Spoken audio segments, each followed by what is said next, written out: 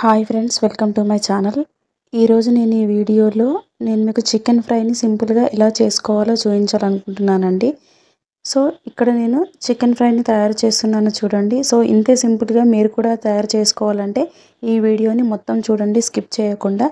ఇప్పుడు మనం chicken fry తయారీ కోసం ముందుగా నేను ఇక్కడ చికెన్ని మ్యారినేట్ చేసి పెట్టుకున్నానండి.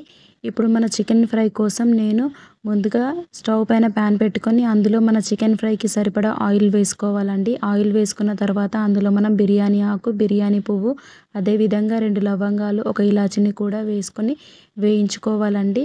వీటన్నిటిని చాలా బాగా వేయించుకోవాలి. తర్వాత మనం ముందుగానే పేస్ట్ చేసి పెట్టుకున్న ఉల్లిపాయ పేస్ట్ని కూడా యాడ్ చేసుకోవాలి. ఈ ఉల్లిపాయ పేస్ట్ని చాలా బాగా వేయించుకోవాలండి, మన వీడియోలో చూపిస్తున్నట్టుగా. తర్వాత ఇందులోకి మనం అల్లం వెల్లుల్లి పేస్ట్ని కూడా యాడ్ చేసుకోవాలి. ఇప్పుడు ఇక్కడ ఉల్లిపాయని మరియు అల్లం వెల్లుల్లి పేస్ట్ని, ఈ రెండిటి పేస్ట్ని కూడా చాలా బాగా వేయించుకోవాలి. ఇప్పుడు మనకు సరిపడా పసుపు వేసుకోవాలండి. అదేవిధంగా ఈ 3 వేసుకున్న తర్వాత మనం చాలా బాగా ఒకసారి కలుపుకున్న తర్వాత మనం ముందుగానే కడిగి పెట్టుకున్న కరివేపాకును కూడా వేసుకోవాలండి. వీటన్నిటిని కాసేపు వేయించాక మనం ముందుగానే మ్యారినేట్ చేసి పెట్టుకున్న చికెన్ని కూడా ఇందులో వేసుకోవాలి.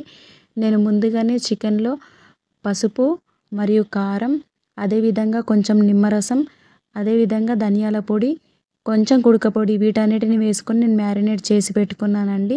సో ఇప్పుడు మనం చాలా బాగా ఇందులో వేసుకున్న తర్వాత ఈ విధంగా చూపిస్తున్నట్టు కలుపుకోవాలండి.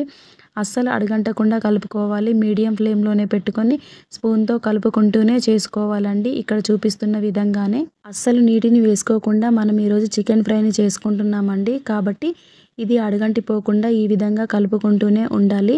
చాలా మెల్లిగా ఉడికించుకోవాలండి చికెన్ ఫ్రై కోసం. తర్వాత ఇందులో మనకు రుచికి సరిపడా సాల్ట్ వేసుకోవాలండి. నేను ఇక్కడ ముందుగా మ్యారినేట్ చేసేటప్పుడు సాల్ట్ వేసుకోలేదు, సో కాస్త ఎక్కువే వేసుకున్నానండి. అదేవిధంగా ఇప్పుడు ఇందులోకి మనం సాల్ట్ వేసుకున్నాక ఈ విధంగా కలుపుకుంటూ ఉండాలండి. చికెన్ ఫ్రై చేయాలంటే మనం చాలా ఎక్కువసేపు ఈ విధంగా కలుపుకుంటూనే ఉండాలండి. అప్పుడే మన చికెన్ ముక్క అనేది గట్టిగా తయారవుతుంది, చికెన్ ఫ్రై లాగా. తర్వాత ఇందులోకి మనం ముందుగానే దంచి పెట్టుకున్న ధనియాల పొడిని, కుడక పొడిని కూడా వేసుకోవాలండి. ఈ పొడులు వేయడం వల్ల మనకు కొంచెం ఇంకా మంచిగా టేస్ట్ వస్తుంది. సో ఇక్కడ నేను చూపిస్తున్నట్టుగా ధనియాల పొడి అనేది మన ఆరోగ్యానికి చాలా చాలా మంచిదండి. ఇప్పుడు మనం ఇందులోకి మనకు సరిపడా కుడక పొడిని కూడా యాడ్ చేసుకోవాలండి. సో ఇక్కడ నేను చూపిస్తున్నాను. కుడక పొడి ఎంత ఎక్కువ ఉంటే చికెన్ ఫ్రై అంత టేస్ట్గా ఉంటుందండి. సో ఖచ్చితంగా ధనియాల పొడి, కుడక పొడిని మట్టుకు తప్పనిసరిగా వేసుకోవాలండి. సో చూడండి, ఆల్మోస్ట్ 75% మన చికెన్ ఫ్రై అయిపోయిందండి. చాలా ఎక్కువ సమయం ఏం పట్టద్దు, చాలా త్వరగానే అయిపోతుంది.